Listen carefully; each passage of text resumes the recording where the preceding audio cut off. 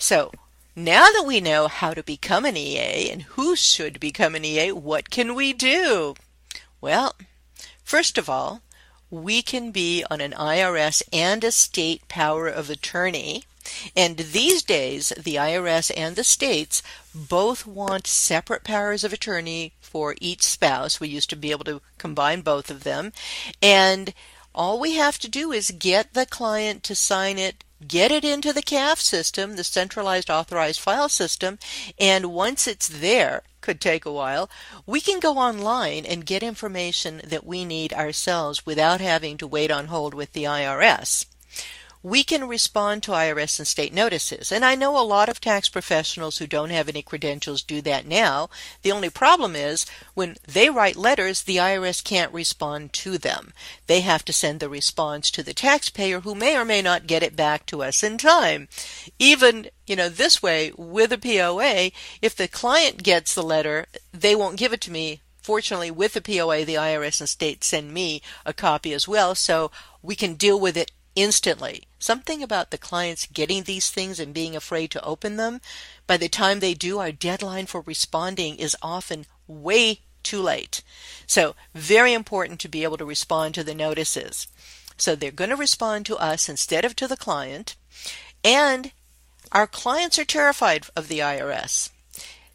They don't really want to have any communication, and once there is a POA, the IRS and the state agency are not allowed to contact the taxpayer. They have to contact us first. We can work with clients who have balances due and understand how to help them with the balance due instead of just giving them vouchers to pay those balances due or just do an installment agreement. There are a lot of things, a lot of options we have to help clients with that kind of a problem. We can help clients who have liens and levies on their bank accounts or whose wages are being garnished. When we get that information in time, we can get those removed before the money has actually left their paycheck, before the money has actually left the bank account. We can represent clients who need offers and compromise, and you've seen all of those ads for these companies who will help people get pennies on the dollar. Well, not everybody can do that, and not everybody qualifies. So we can protect our clients from some of the shysters out there who aren't treating them ethically but are taking $3,000 or $5,000 from them when they don't even qualify for an offer and compromise.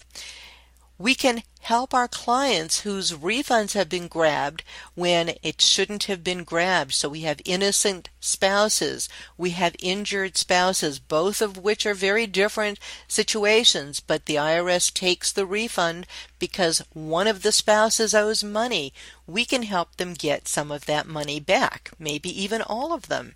Plus, if there's an IRS or state audit or whether it's an in-person audit or a correspondence audit or anything else, we can represent the clients. They never have to go in. Plus, we can help them out when they have payroll or sales tax or excise tax audits or problems. So with all of these skills, what can we do if we're already working for a firm and we become an EA? Well, here's what a brand new EA can do, even if they were the secretary in the firm. They can appear on a power of attorney. They can log into e-services with their own identity. And here's one of the problems, and that's why I bring this up.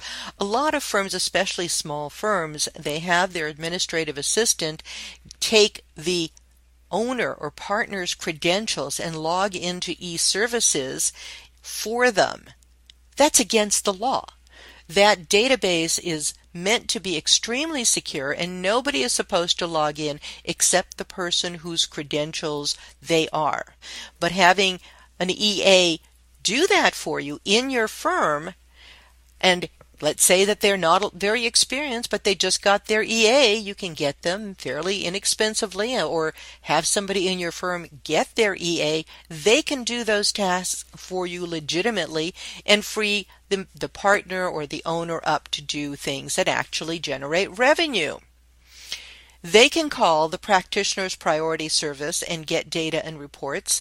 They can handle all the IRS correspondence. So Obviously, somebody in the firm is going to review everything before it goes out, but they can be trained to take care of all of that. When it comes to getting levies released, we can get levies released the same day. There's no question about that with a power of attorney. But getting on that phone, getting through to the levy desk, getting through to the right people, why not have somebody else do that instead of the partner or the owner of the firm? And they can talk to the IRS, state, and local tax agencies on behalf of the clients. Now, I'm not talking about having them do negotiation or anything else, but there are certain times you want to call up, you want to get information, you want to find out what's going on. You don't want to actually commit the client to anything, but you need to have some detective work and some information gathering, and you can train this new EA to take care of things like that. And I started training my assistant to take care of a lot of these things, and she got really good at it and started asking me some very good questions when reviewing tax returns and things.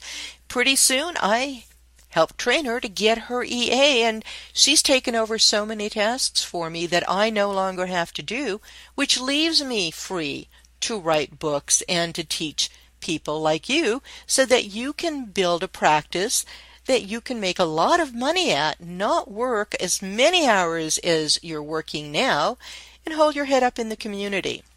And of course, we can speak to government agencies about routine matters because as an enrolled agent, we can talk to governments all over the country that relate to our clients. What else do EAs bring to a firm? Especially since a lot of EAs come to us when they're a little bit older, not right out of college. First of all, although they're not required to have a degree, a lot of EAs have degrees, some of them in accounting or tax, some of them in other areas, which might help us deal with different industries and different level of specialties that we're not dealing with now. The other thing is, in studying for the EA exam, they pick up a lot of expertise when it comes to the tax resolution issues that we were just talking about. The other thing is, as I mentioned, a lot of EAs don't come to us, fresh out of college. They're coming to us after being in a lot of different industries. And a lot of them are immigrants. They speak different languages, which can help open up the practice to another area of specialization.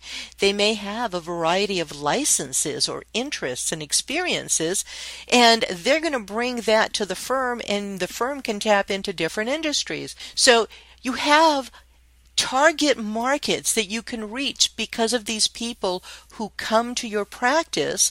And sure, you might have to teach them your software, whatever particular tax software you're using, but that's not that hard to learn. It's the other valuable things and connections that they might bring you.